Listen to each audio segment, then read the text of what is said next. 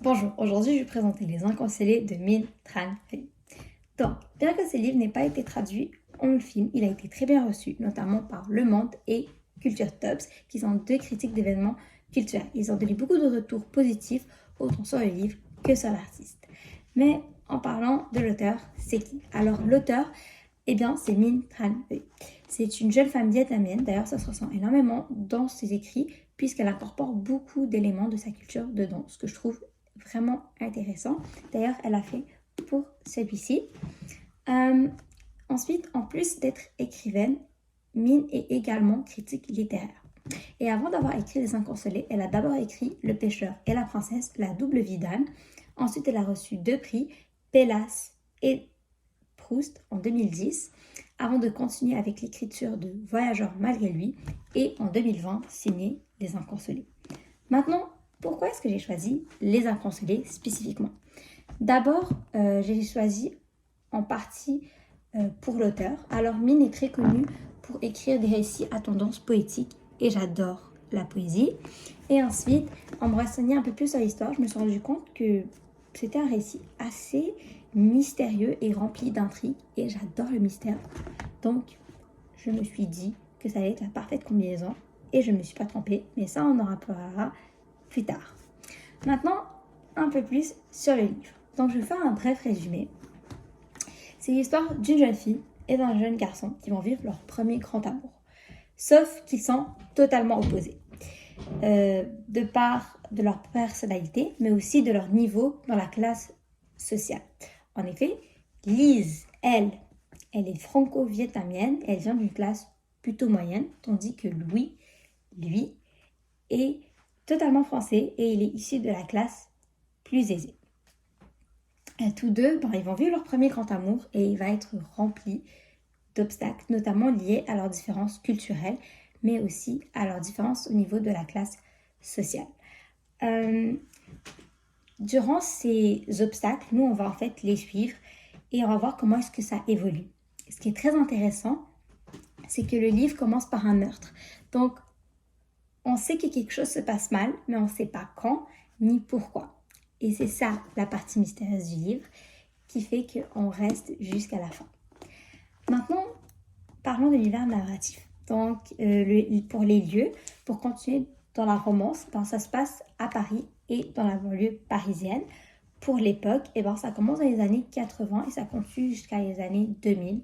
Comme je l'ai dit tout à l'heure, l'histoire se passe en même temps que les personnages grandissent.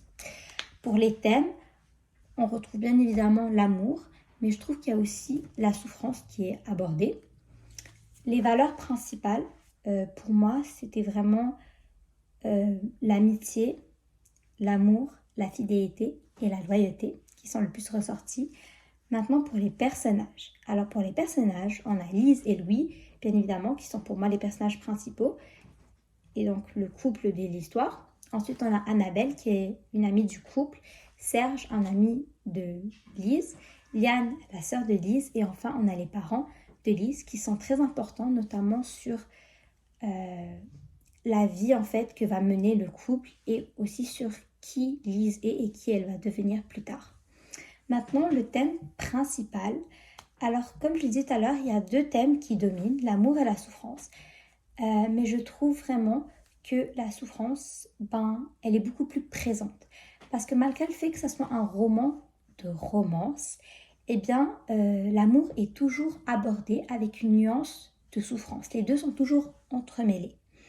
Par exemple, on va aborder la souffrance autant psychologique que physique, en parlant de guerre, mais aussi de maltraitance que les parents de Lise vont avoir subi physiquement.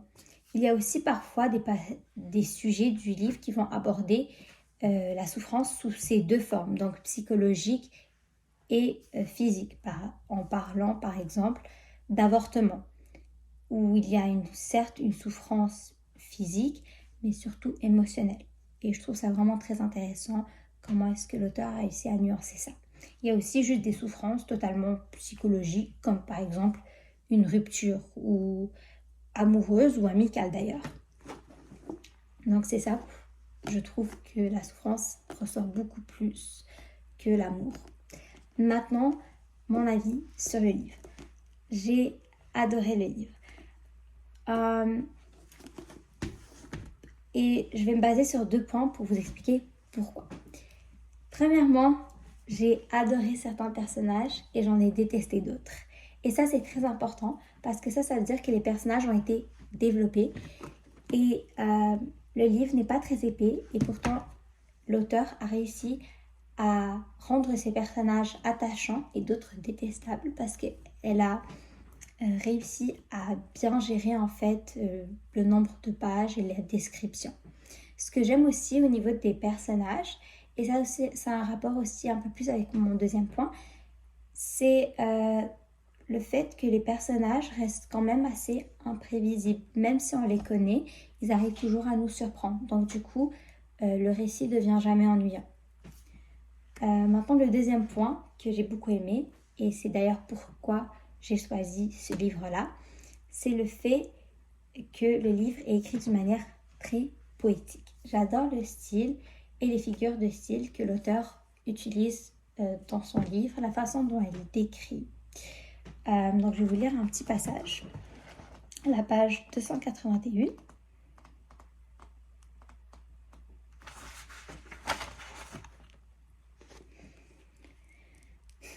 Elle peut se laisser aimer, surtout par quelqu'un comme Serge, ami autant qu'amant, présent sans être pesant, prévenant et jamais opportun. Oui, elle peut se laisser éteindre, embrasser et caresser par Serge, et même lui rendre ses baisers, ses caresses, partager avec lui tout ce qu'il désire partager, mais non prendre l'initiative et marcher du même pas. Je ne sais pas si vous avez remarqué, mais la phrase était super lente, j'ai dû reprendre mon souffle, et pourtant, on a très bien compris le message que l'auteur essaie de faire passer, et la phrase était très belle et très bien écrite. Donc je trouve que le style de l'auteur est vraiment fantastique. Maintenant, finalement, est-ce que je conseille le livre ou pas? Alors je le conseille vivement à n'importe qui qui a mon âge, mentalement, parce que c'est pas tout le monde qui a 16 ans dans sa tête. Pourquoi? Alors, je dis ça parce que le livre va aborder des sujets assez délicats, comme je le dis tout à l'heure, en parlant d'avortement, de guerre, de maltraitance physique. Mais je trouve ça très intéressant parce que l'auteur réussit à en parler d'une manière assez poétique et elle fait passer des messages.